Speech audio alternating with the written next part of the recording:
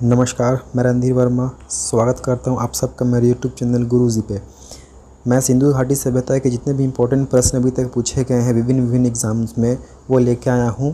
Total 100 प्रश्न मैं इस सीरीज़ में आपके लिए लेके आया हूं, जो कि जितने भी अभी तक एग्ज़ाम्स हैं या जितने भी हम कह सकते हैं कि सिंधु घाटी सभ्यता से प्रश्न बने हैं लोअर एग्ज़ाम्स से लेके हायर पीसीएस एग्ज़ाम्स तक, वो सभी के सभी इस सीरीज़ में हम कवर करेंगे।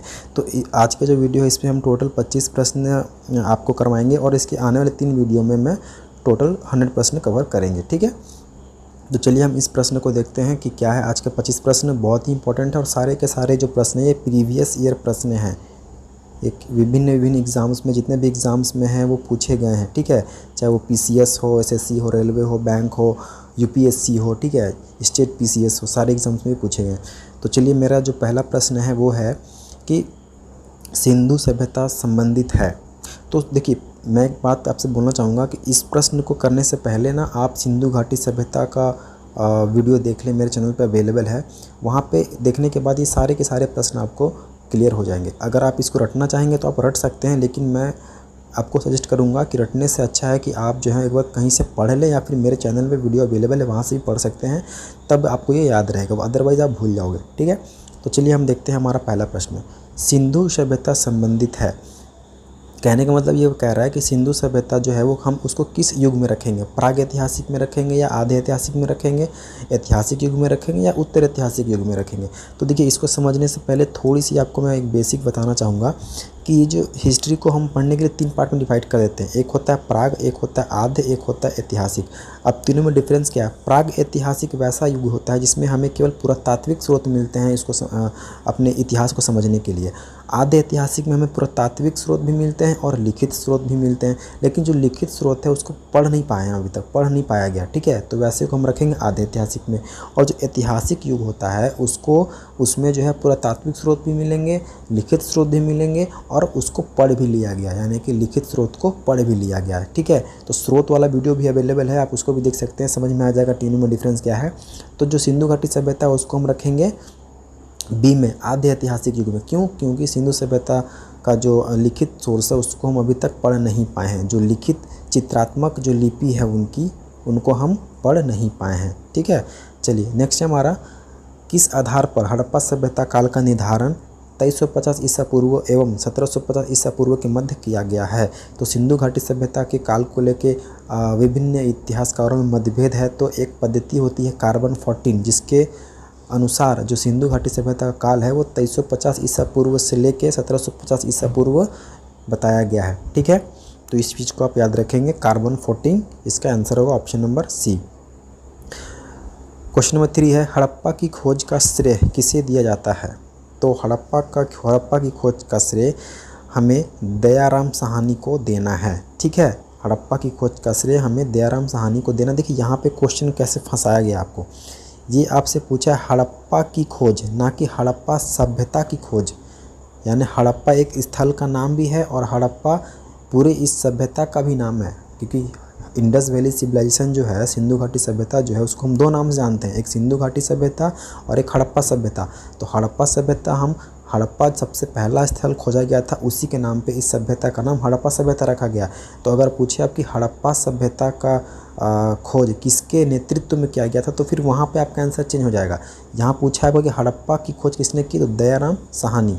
ठीक है, चलिए नेक्स्ट है हमारा, सैंधव सभ्यता के स्थलों का जिस क्रम में उत्खनन हुआ है निम्न स्थल हैं। तो सैंधव सभ्यता यानी कि वही सिंधु सभ्यता के जो जितने भी स्थल मिले हैं उनको बताना है कि पहले कौन सी स्थल की खुदाई की गई, मतलब कौन सा स्थल पहले मिला था, उसके बाद कौन सा मिला, उसके बाद कौन सा मिला। तो हमको पता है कि पहले हड़प्पा मिला, तो पहले हड़प्पा हम देखते हैं किस वाले में है, ए और बी में है, यानी कि सी और डी तो मेरा ऐसे ही कैंसिल हो गया। ठीक है, ये आपका आंसर करने का तरीका होता है, ऑप्शन से हम चलेंगे। फिर हड़प्पा के बाद हमें मोहनजोदड़ो मिला था, तो हड़प्पा और मोहनजोदड़ो दोनों में है। उसके बाद हमें मिला था क्या, उसके बाद हमें मिला है कालीबंगा। तो देखते हैं कालीबंगा किस में है, कालीबंगा बी में, यानी कि बी वाला आंसर हमारा सही होगा। ठीक है, कालीबंगा राजस्थान में है। नेक्स्ट है हमारा, निम्नलिखित में से किस पुरातात्विक ने सिंधु घाटी सभ्यता स्थल मोहनजोदड़ो की प्रारंभिक खोज की थी? तो यहाँ पे बोला गया आपसे कि मोहनजोदड़ो की खोज किसने की थी। तो मोहनजोदड़ो की खोज राखालदास बनर्जी ने सिंधु नदी के किनारे, जो वर्तमान पाकिस्तान में स्थित है, पंजाब सिंध में, वहाँ पे इसकी खोज की गई थी 1922 में। ठीक है, तो ऑप्शन नंबर 5 का हो जाएगा हमारा डी। चलिए नेक्स्ट है हमारा हड़प्पा सभ्यता की जानकारी का प्रमुख स्रोत है। तो हमें प्रमुख स्रोत है, केवल पुरातात्विक स्रोत हमारे पास अवेलेबल है हड़प्पा सभ्यता से, क्योंकि जो चित्रात्मक लिपि है उसको पढ़ नहीं पाया है, हमने अभी तक पढ़ नहीं पाए हैं। ठीक है, तो हमारे पास जो मेन सोर्स है हड़प्पा सभ्यता को समझने के लिए वो है पुरातात्विक स्रोत, यानी कि पुरातात्विक खुदाई। क्वेश्चन नंबर 7 कह रहा है कि स्थापित सिंधु घाटी सभ्यता जिन नदियों के तट पर बसी थी वे थी। कहने का मतलब है कि कौन कौन सी इन नदियों के किनारे जो है, बताना है आपको कि सिंधु घाटी सभ्यता के जितने भी स्थल हैं वो किन किन नदियों के किनारे हमें मिले हैं। तो सिंधु नदी के किनारे भी हमें मिला है हड़प्पा। ठीक है, सिंधु नदी के किनारे हमें मिला है मोहनजोदड़ो। चेनाब नदी के किनारे हमें मिला है आपका कह सकते हो रोपड़।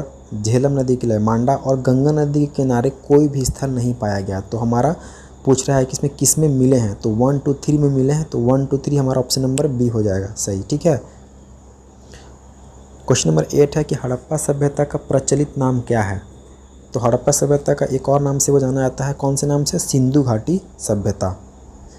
चलिए नेक्स्ट है हमारा हड़प्पा सभ्यता की जानकारी का प्रमुख स्रोत नहीं है, यानी कि हड़प्पा सभ्यता की जानकारी हमें किस सोर्स से नहीं प्राप्त होती है। तो शिलालेख से प्राप्त होती है, क्योंकि शिलालेख मिले हैं। पक्की मिट्टी के मुहरों पर अंकित लेख, मुहरे भी बहुत जगह से मिले हैं। पुरातात्विक तो मेन है, यहाँ पे मेन हमें इसी से मालूम चला है।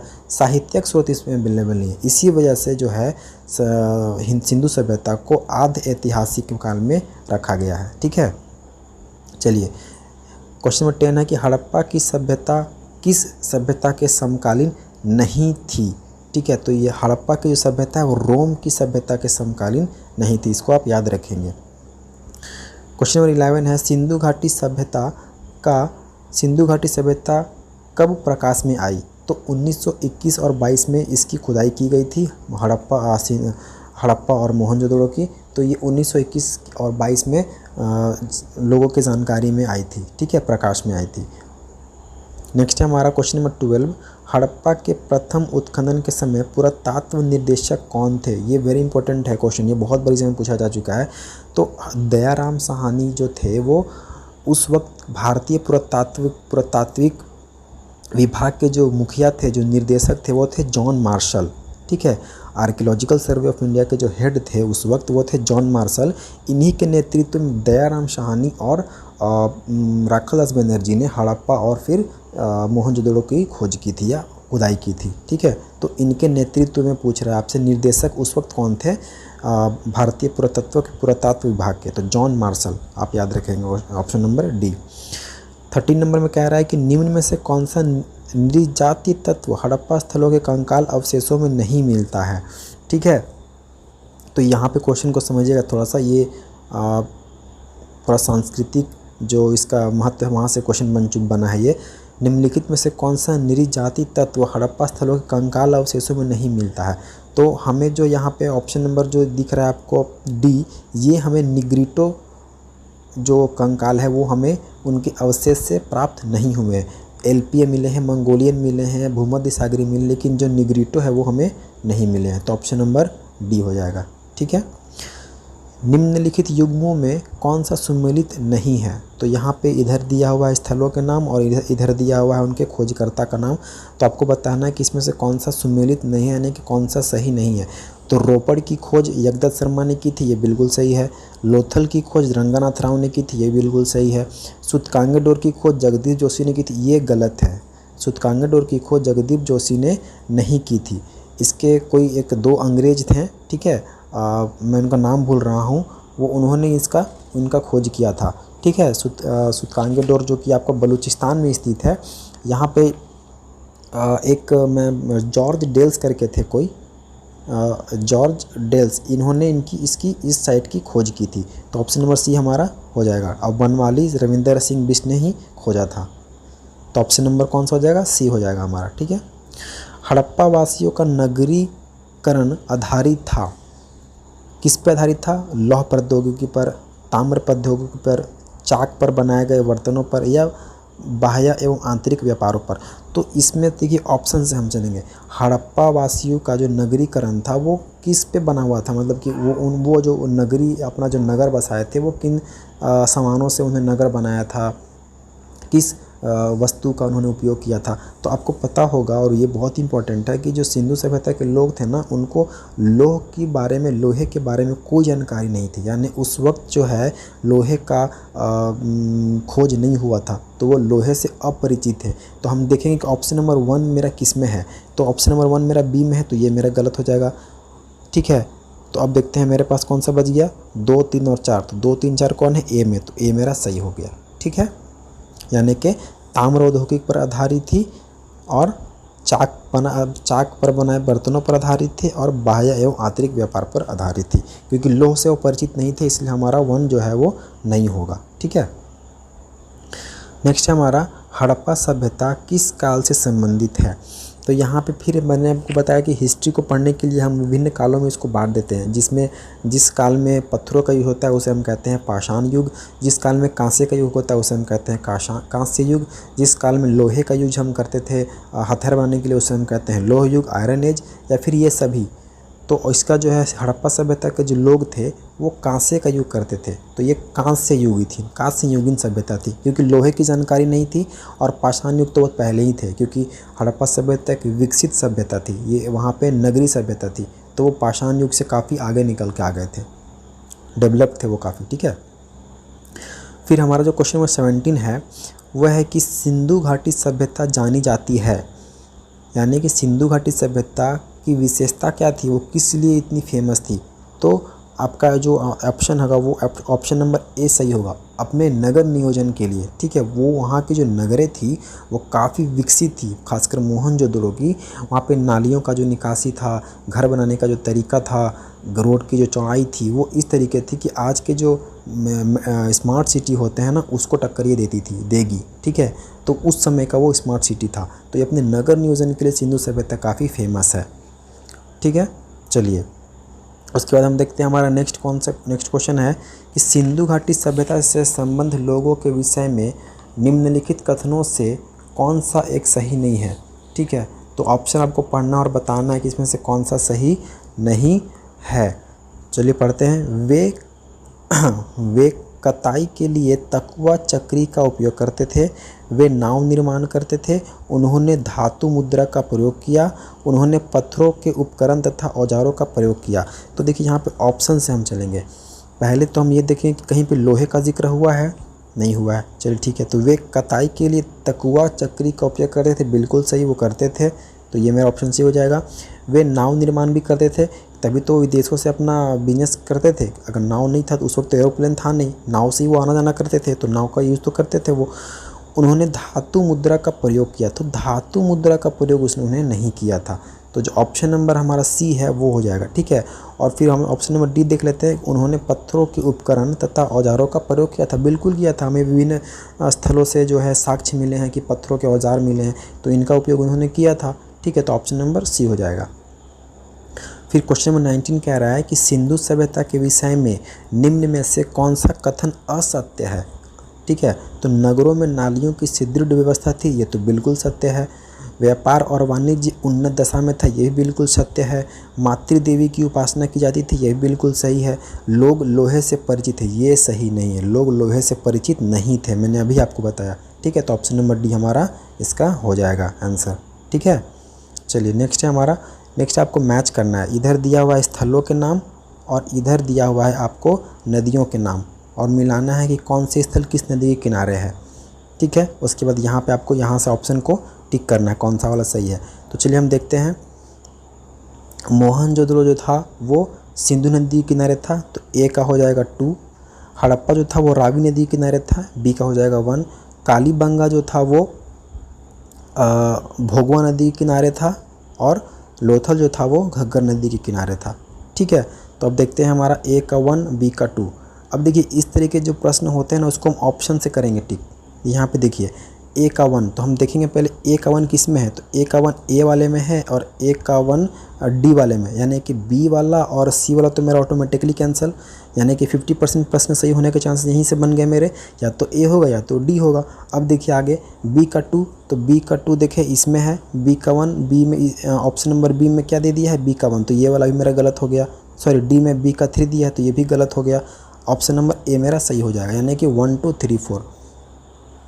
ठीक है, चलिए नेक्स्ट है हमारा, निम्नलिखित में से कौन सुमेलित नहीं है, तो ये स्थलों के नाम हैं और ये कौन से राज्य में मिले हैं उनका नाम दिया गया और आपको बताना है कि इसमें से कौन सुमेलित नहीं है। तो आलमगीरपुर जो सबसे सिंधु घाटी सभ्यता का सबसे पूर्वोत्तम छोर है, आलमगीरपुर जो कि उत्तर प्रदेश से मिला है।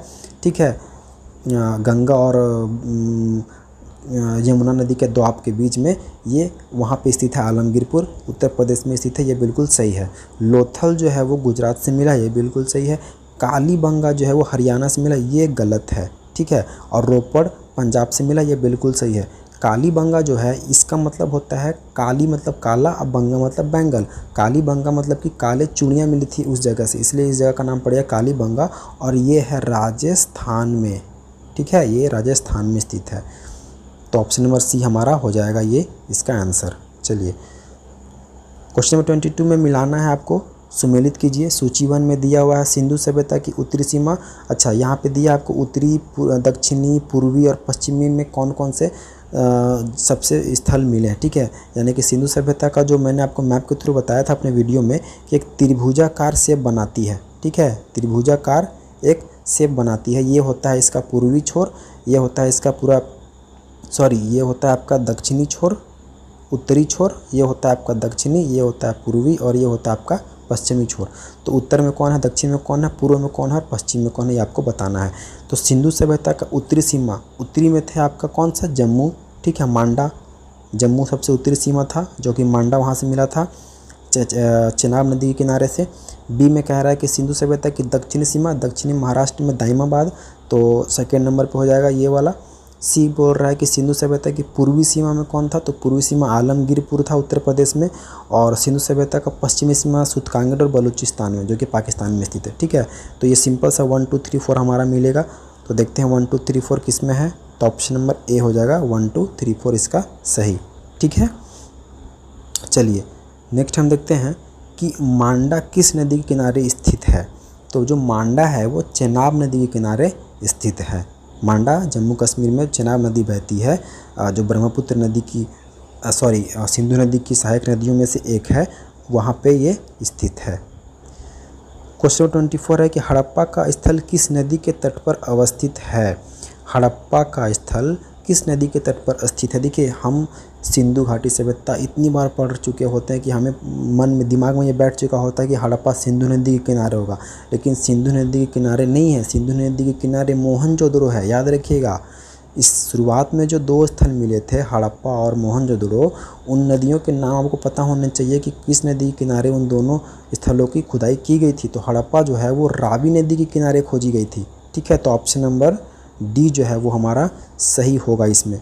ठीक है, ऑप्शन नंबर डी, रावी नदी के किनारे और सिंधु नदी के किनारे मोहनजोदड़ो की खोज की गई थी।